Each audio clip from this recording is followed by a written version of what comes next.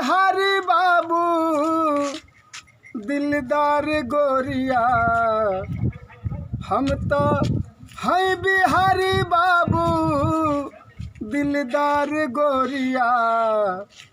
चल तोहके हम घुमाइम हो बिहार गोरिया, चल तोहके हम घुमाइम हो बिहार गोरिया। हम तो हैं बिहारी बाबू दिलदार गोरिया, चल तोहके हम घुमाइम हो बिहार गोरिया, चल तोहके हम घुमाइम हो बिहार गोरिया।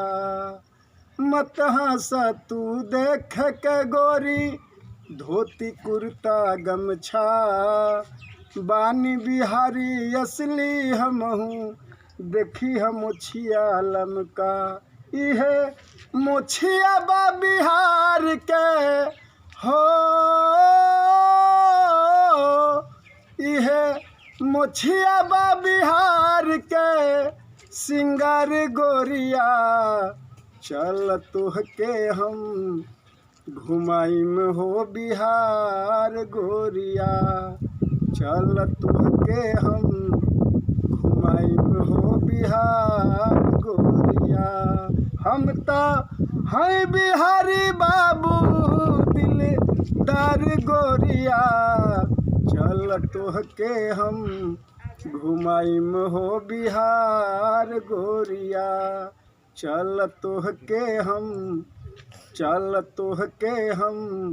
घुमाइम हो बिहार गोरिया।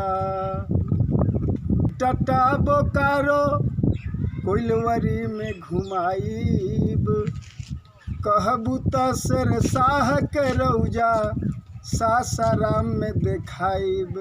सटले देखी ह लक्ष्मण के गाँव हो, सटले देखी ह लक्ष्मण के गाँव जवार गोरिया।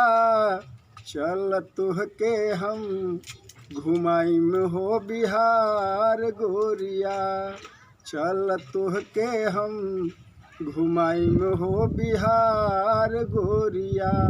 हम तो हैं बिहारी बाबू दिलदार गोरिया, चल तोहके हम घुमाइम हो बिहार गोरिया, चल तोहके हम घुमाइम हो बिहार गोरिया। यदि वीडियो पसंद आए तो हमारे चैनल के सब्सक्राइब कीजिए, लाइक कीजिए, कमेंट कीजिए, वीडियो को फाड़ के शेयर कीजिए। थैंक यू मेरे दोस्तों।